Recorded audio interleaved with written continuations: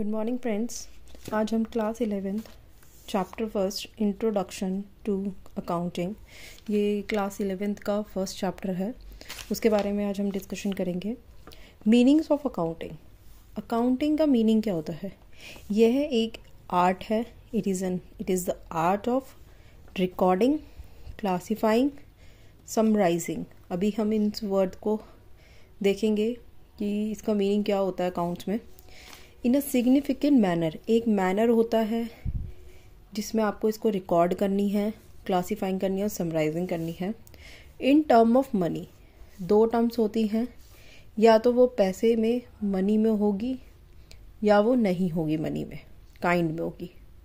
Kind and etc. जो भी money को छोड़ के जो भी टर्म्स होती हैं उसके अंदर होंगी। ट्रांजैक्शंस होती हैं, जो भी ट्रांजैक्शन होते हैं, आप परचेज करते हो किसी चीज़ को, सेल्स करते हो किसी चीज़ को, तो वो ट्रांजैक्शन और इवेंट्स में आती हैं। Which are in part at least of the financial character. Financial character मतलब पैसों का, जो आपके बिजनेस से रिलेटेड करेक्टर्स हैं उसके बारे में। एंड इंटरप्रिटेटिंग दैम, फिर उसको हम इंटरप्रिटेट करते हैं। अब ये आपकी अकाउंटिंग की डेफिनेशन है। सिर्फ इसमें ये वर्ड्स हैं, ये ही आपको यूज़ करने हैं, पर इनको समझना पड़ेगा कि ये वर्ड्स होते क्या हैं। तो हम इसको समझते हैं। आइडेंटिफिकेशन, किसी चीज़ को आइडेंटिफाई करना।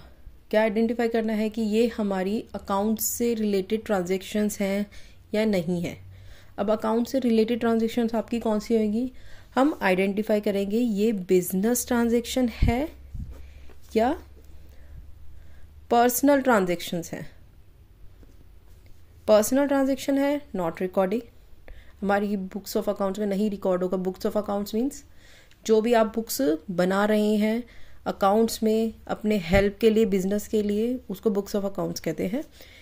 बिजनेस ट्रांजैक्शन है या नहीं है? नहीं है तो हम नहीं रिकॉर्ड करेंगे, है तो हम रिकॉर्ड कर लेंगे। अब बिजनेस ट्रांजैक्शंस में कौन कौन सी होंगी? मनी टर्म में है या नहीं है, मतलब मनी से रिलेटेड है तो वो रिकॉर्ड हो जाएंगी, मनी से रिलेटेड नहीं है तो वो नहीं रिकॉर्ड होंगी। ठीक है। रिकॉर्डिंग मतलब किसी भी चीज़ को रिकॉर्ड करते हैं। आप सब्जी लेने जाते होंगे या फिर किसी परचून की दुकान पे जाते होंगे, ग्रॉसरी शॉप पे जाते हैं, तो उसमें क्या होता है कि आप सामान लेते हैं और वो, हाँ, सबसे बढ़िया एग्जांपल है medical shop.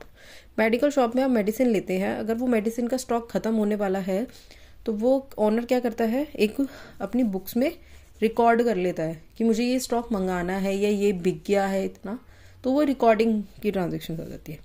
Entering business transaction only, मतलब हमने यहाँ पढ़ा था ना कि आइडेंटिफाई कर हमने ट्रांजैक्शन बिजनेस की है या नहीं है। बिजनेस ट्रांजैक्शन है तो हम उसको एंटरिंग कर लेंगे। In books of accounts, books of accounts में क्या आ जाएगा? आपका परचेज हो गई, सेल्स हो गई, जो भी आप रिकॉर्ड्स कर रहे हैं वो बुक्स ऑफ अकाउंट्स में आ जाएगा। क्लासीफाइंग, क्लासीफाइंग मतलब ग्रुपिंग करना, एक ही चीज़ को एक ग्रुप में बांध लेना।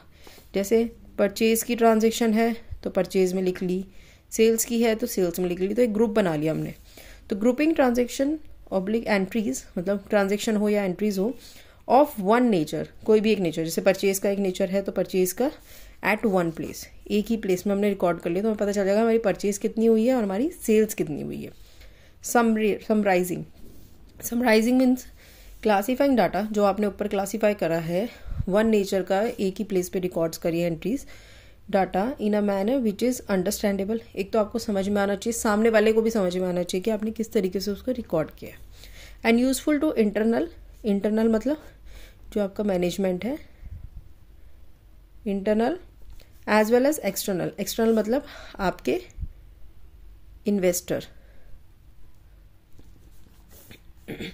यूजर्स ऑफ अकाउंटिंग स्टेटमेंट, कि वो भी उसको अकाउंटिंग स्टेटमेंट को समझ सकें, उनके लिए यूजफुल है। अगर आपके इन्वेस्टर्स हैं वो आपकी बैलेंस शीट या कोई भी बुक्स ऑफ अकाउंट्स को देख के ही तो आपके बिजनेस में पैसा लगाएंगे, इन्वेस्ट करेंगे।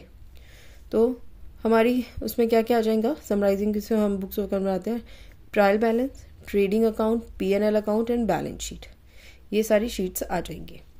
इंटरप्रिटेटिंग, इंटरप्रिटेटिंग मतलब आपको, ये एक फाइनल स्टेज है, लास्ट स्टेज है, मतलब लास्ट स्टेज कह सकते हो आप अकाउंटिंग प्रोसेस की।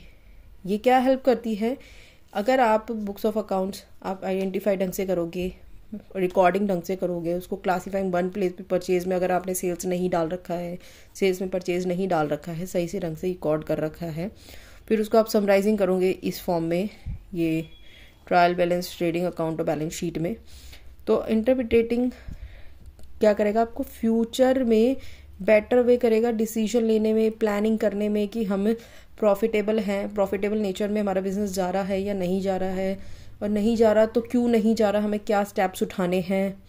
तो ये सारा आपका ये हेल्प करेगा। बिजनेस प्रॉफिटेबिलिटी, बिजनेस में प्रॉफिटेबिलिटी है, फिनेंशियल पोजीशन क्या है, ये इंटरप्रिटेटिंग आपका करता है। Okay guys, thank you.